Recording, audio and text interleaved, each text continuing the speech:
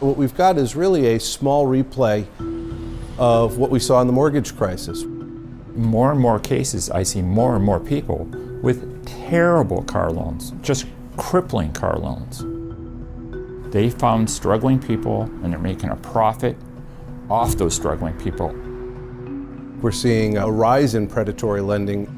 People like Capital One and then Wells Fargo. And there are new names I don't recognize. And they're in cahoots with the dealerships. The axles, brakes, do I trust it? No. With all the issues, I do not trust it. I don't even know if my airbags work. Last year, Jonathan and Marcelina Mojica purchased a 2011 Hyundai Sonata. Their total loan payments will amount to more than $30,000, roughly double what the car was worth. It runs like an old car, but expensive to have. The loan was from Wells Fargo, the same bank that rejected their application for a $10,000 personal loan just months earlier. It's the worst choice I ever made in my life. The process works like this. They target the people who are struggling financially the most because they have the lowest credit scores. And they use that as an excuse to charge them like legal loan shark rates. Because of my credit, I don't even know how Wells Fargo even decided to give me a loan for a car. Last year, 1 in 4 new auto loans were to subprime borrowers with damaged credit histories, like Marcelina. Marcelina declared bankruptcy in 2012. The financial crisis created so much distress in American households. So you've got borrowers who may have impaired credit history, they may have had a bankruptcy in their past and can't access traditional lending markets. So since their credit score is damaged, their only chance at a car are these subprime rates. We had received a flyer in the mail talking about you're approved for a loan. All I would have to do is basically show up, pick what car I wanted, and then be able to get a loan, regardless of the fact if I went bankrupt or not. I know that when you take out loans and you pay off the loans on time, it does make you build your credit faster. I'd be able to maybe buy a house one day, and that's what I was thinking. So when I did see that flyer, I held on to it. Now, these are all car loan solicitations, high interest car loan solicitations sent to my bankrupt clients, people who have already filed bankruptcy. Here's one that looks like a check, and it's made out to $21,000. I guess it's going to be a used car, with his signature and everything, sent to one of my clients. Here's one that looks like some kind of an official certificate. They encourage you to apply for a car loan, even if you suffered bankruptcy, car repossession, foreclosure, or all of the above. What are these lending standards? I mean, could they possibly be much lower? Here's another one also that completely kills me. Our car payments are about $500 to $600 a month. Almost twice as much as what we wanted to pay. And almost twice as much as what we were told we would have to pay. The reason these people are being targeted after bankruptcy is, well, number one, they know they can't file bankruptcy again for 8 years. And the interest, which they frequently hide, it goes up to 21%. So they're buying a car that's already 3 or 4 years old. They're on a 5-year payment plan. At the end, when they're paying that car, and sometimes those payments are $600-700 a month, they're paying for a piece of junk. Lenders defend those high rates, saying they are offering credit to those who could not otherwise get it. But there's an incentive, demand from Wall Street for high-yield investments in the wake of the mortgage crisis of 2008. We're in a very low interest rate environment, and therefore any incremental increase in the yield that a lender can generate is a positive for them. And so the big guys with very little other opportunity for income growth, they're chasing into these markets. Like Wells Fargo, the nation's second largest subprime auto lender, which made this pitch to investors. Some of the specific strategies we like at the moment that are able to generate income are strategies such as consumer and infrastructure lending funds, including auto loans, railcar leasing, and pipeline financing. Wells Fargo says its underwriting standards remain high, that it is not taking big risks on these loans. But consumer advocates say there's a reason banks are not losing money on these loans. Borrowers will do almost anything to keep up with their payments. It is what it is. We have to. I have no choice. I mean, basically, The car gets more money than what we put in our fridge. Right now, they're able to get very high returns on these loans, and we'll worry about the losses later. As in the mortgage crisis of 2008, these losses could have a ripple effect beyond just the lenders, because, like mortgages, many auto loans are bundled into bonds and other investments that totaled more than $17 billion in 2013, a seven-fold increase over the last 5 years. They're lending to the weakest borrowers, so they don't really care quite as much about the quality of the loans, because their attitude is, we're going to make the loan, we're going to pool it, we're going to package it, we're going to sell it off to investors, and we therefore don't own the risk, the investor does. This is the book of Ecclesiastes, chapter 7, verse 7. Surely oppression maketh the wise man mad, and a gift destroyeth the heart. Barak Yahweh, Barak Yahushai, Barak Yahweh, Barak Yahushai. Yahweh is the name who the world ignorantly calls God, and Yahushai is the Son who the world ignorantly calls Jesus Christ. First and foremost, I want to give all praise and glory to Yahweh, Bahashim, Yahushai, Bahashim, Rakah, Kradash. Double honors to the apostles of great millstone who grew well and taught me this truth. And salutation to the Akim out there pushing this truth in sincerity throughout the four corners of the earth and risking their life to do so for Yahweh, Bahashim, Yahushai's sake. I'm Brother Samak from the GMS Miami camp. And the reason why I brought out the book of Ecclesiastes, chapter 7, verse 7, is from the video I put in post-production, all right, where you're seeing the new subprime bubble. And who is it going to affect the most? You Jakes, all right? Just like it affected you, all right, in 2008, 2009, the housing bubble crisis, where you're seeing these financial institutions, targeting, all right, you Jakes that have low credit scores, all right, and lying to you, all right, with these mailings saying that you qualify for these loans that have high interest rates, all right, and the vehicles that you get are in bad shape, they're old, all right, and you have to pay a high monthly car note just to get these worthless vehicles. And this is all designed, all right, because these Edomites, all right, have an agenda to keep you in perpetual debt, all right, keep you at the bottom so you never, all right, excel. So now let me get into this article. This is from thecarandriver.com. It says 7 million Americans delinquent on auto loans could be a bad sign, right? And sometimes when you look at when it says Americans, all right, you have to look at the context of what is being written, because this is definitely not affecting these Edomites. It's affecting you so-called Negroes, Latinos, and Americans, all right? It's affecting you Jakes, all right? You're the ones, all right, that are delinquent on your auto payments, all right? You're the ones that are 90 days behind.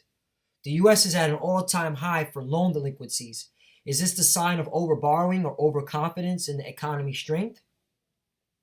It says 7 million people are at least 90 days behind in their car payments, according to a report from the Federal Reserve Bank of New York. You see that? All right. So this is, okay, all set up and designed, all right, to keep you Jakes down and out. All right. That's why, man, surely oppression making a wise man mad. All right. These institutions know you can't afford these vehicles. All right. But they don't care. They're lending it out. All right, because Wall Street has a gambling problem, all right, and they know that the taxpayer is going to end up bailing them out, and they know that the government, all right, and those investors, when they start making these deals amongst each other, they're going to say, who's going to have to take the brunt of the downside?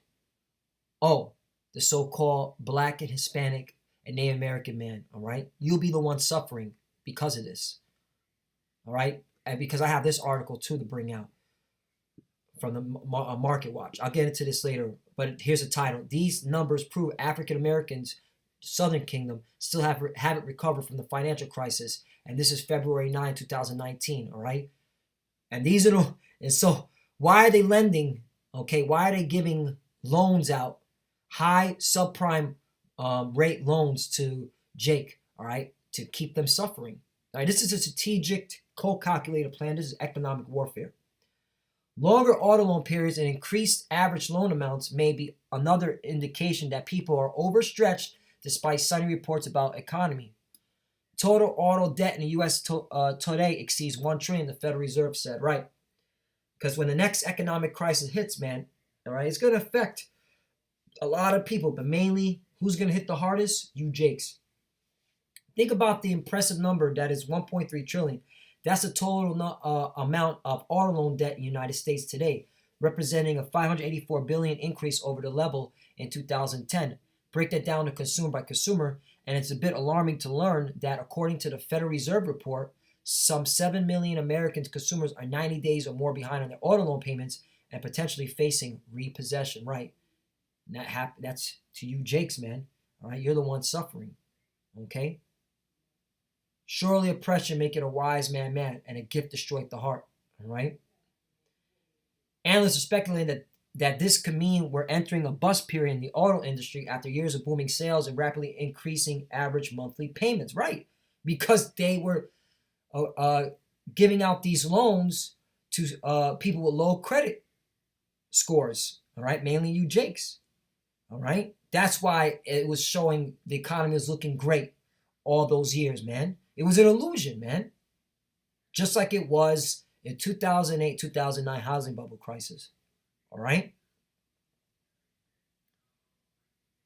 Analysts are speculating that it could mean we're entering a bust period in the auto industry after years of booming sales and rapidly increasing average monthly payments. We previously reported that auto loan terms were also being stretched to record lengths, right? Because it should be 5, but they're stretching out to 7 with high interest rates, 21%. All right? And you're getting a low quality vehicle. Longer loan periods typically result in higher interest being paid over the life of the loan, right? You see that? Now, what does the scripture say about usury? Because the Lord said this plainly, man. And that's why, man, you Edomites, man, yeah, 2/3 are going to catch hell out here, man. All right? And, that's because they following after your witchcraft. But you Edomites, man, you're gonna get it, man. All right, you financial institutions, you banking institutions, you're gonna get it. This is the book of Exodus, chapter 22, verse 29. If thou lend money to any of my people that is poor by thee, thou shalt not beat him as a usurer, neither shalt thou lay upon him usury. Right, so you should not be doing that, but you're doing that to our people. All right, and the Lord sees all this, man. He sees Jake struggling, man. Watching that video, Jake down and out, man. All right. Saying that I have to put more money into the vehicle instead of putting food in the refrigerator. Oh yeah, man. That is oppression, man. All right. And these institutions know you can't afford it, man. And they're targeting our people, man. All right, to keep them in perpetual debt. It's a design. It's an economic warfare, man. They know this, man. The politicians, all right, the FBI, the CIA, they're all doing this on purpose, man. All right. But it's gonna backfire on you because you're gonna fall, man. The Lord's gonna break you down too. He's breaking down America. 22 trillion in debt. You ain't gonna stop this. Let's get another one. U.S. student loan delinquency surged past 166 billion last quarter. Student loan delinquency surpassed 166 billion last year in the third and fourth quarters, according to a new report from Bloomberg that's based on the data published by the Federal Reserve Bank of New York. Right. So this is from the Federal Reserve Bank of New York. All right. You can't get any more credibility in that. All right. And they're the lenders of last resort. They're the ones that lend out to governments and to banks, private banks. Okay. And they see, okay, the handwriting on the wall. Bad times, man. Each quarter, the New York Fed releases its household debt report, which includes the total owed and the percentage of delinquent at least 90 days or in default, Bloomberg reported. According to the report, outstanding student loan debt stood at 1.46 trillion in the fourth quarter, a 15 billion raise from the previous one. About 11.4% of aggregated student debt was 90 days delinquent or in default in the fourth quarter of 2018. That's a slight improvement from the third quarter, the Fed reported, right? So it's increased. All right. This is okay, this is scary scenario, man, all right? And there's going to be a huge blowback on this.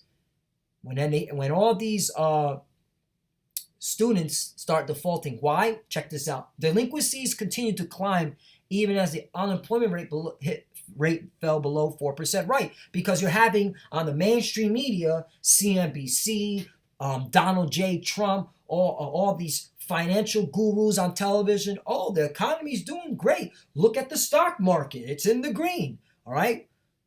Look at the Dow Jones. Oh, we have low unemployment rate. All right. People are hiring. But what jobs are people going to? Or where in the industry is there a huge influx of hirees? Okay, a huge influx of employment.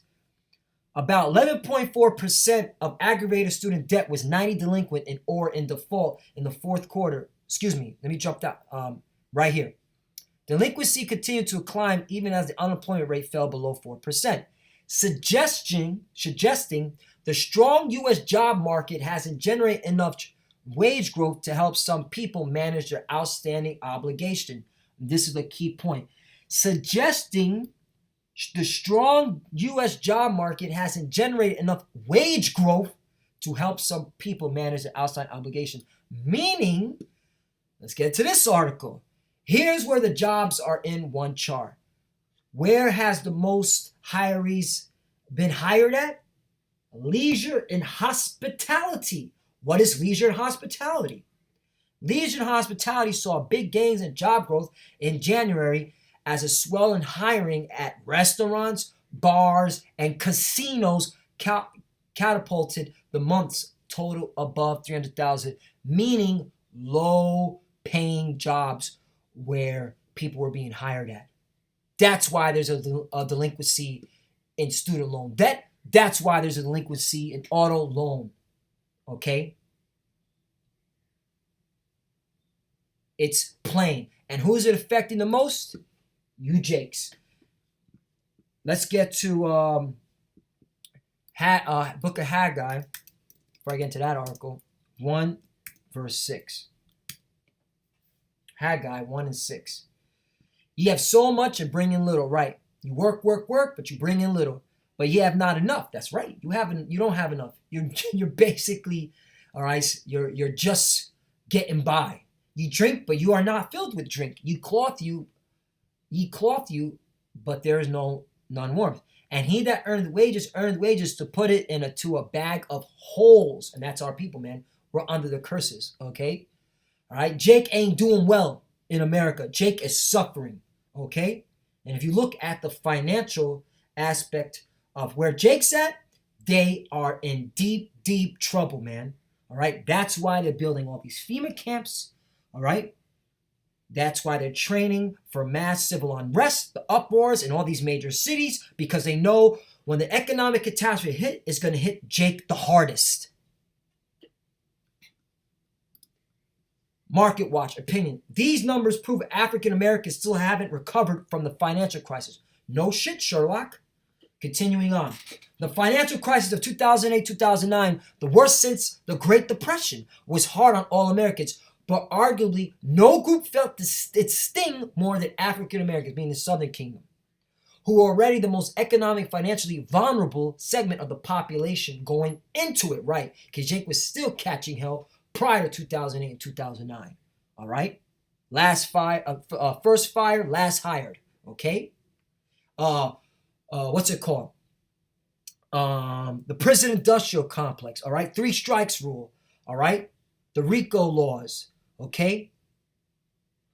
Jake going to jail for selling narcotics, okay? And then he's catching these football numbers. Then he gets out of prison, 20 years. Then they're telling him, go find a fucking job. Then he's trying to find a fucking job, but the jobs that he only can find are low-paying jobs. And then these low fucking paying jobs, they lose their business because of the Great Depression. And then Jake gets laid off first. You see how it just goes in circles? All right. So where does that leave Jake? Vulnerable in a life of crime. Well, I guess I gotta now go back into the selling, drugs. And this is going on with our people over and over and over again. You think our people see this? No, They just continue going in the circles, man. They don't understand that there's an economic warfare happening, all right?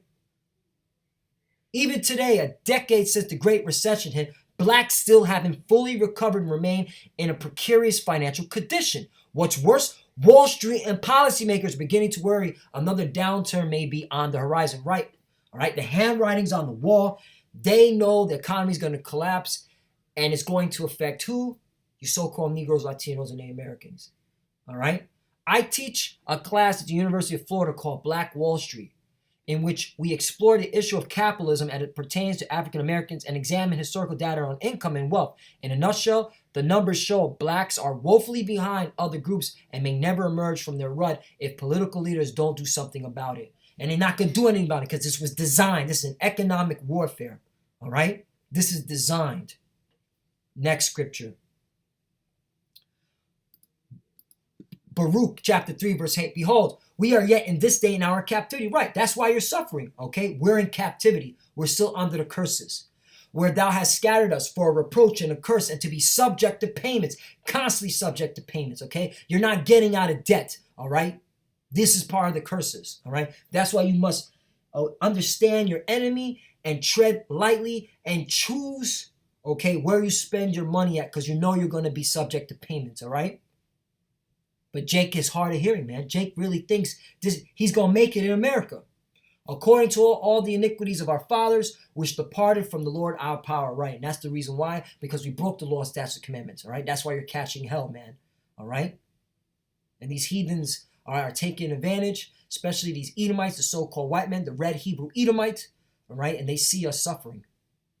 And then they tell us, all right, stop complaining. Dude, look at me, I'm doing the best I can. How come you can't do the same? Not understanding the mechanics, not understanding the conditions that we're living in, all right? That's why these devils are going to catch, okay, swift judgment. Let's go to the book of Malachi. Or if they do understand, all right, those who are in the know, they don't care. In fact, they want us to be in debt. They want us to suffer, all right? Book of Malachi, chapter 3, verse 5. And I will come near to you to judgment, and I'll be a swift witness against the sorcerers. Right, this is sorcery going on right here, all right? Witchcraft, okay? Telling people lies, giving them hopes, all right, to believe that, all right, they can get out of their financial situation. I mean, you have these banks literally, all right, sending these flyers in the mail telling people that are in bankruptcy already, they already filed for bankruptcy already, they already have bankruptcy under the belt. Hey, you qualify for an auto loan. That's crazy, man. That's sorcery, all right? And they know they can't afford it, but they don't care.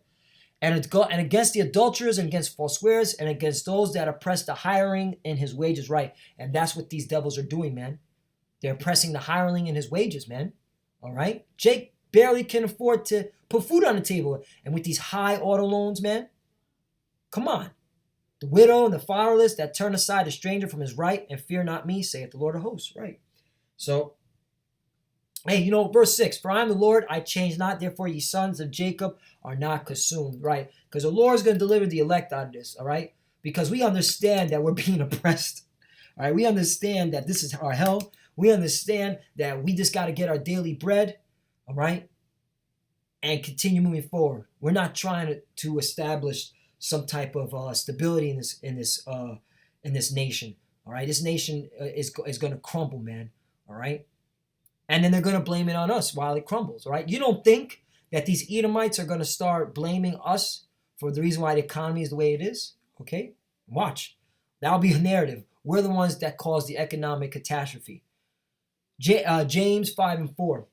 Behold, the hire of the laborers who have reaped down your fields, which is of you kept back by fraud, right? That's you Edomites, all right? You rich people, crieth, and the cries of them which have reaped are entered into the ears of the Lord of Sabaoth, right? The Lord hears the cries of Jake, man, the sincere argument, all right, that are struggling, that believe on the Lord, all right? The elect, because that's who he's hearing, the elect, all right?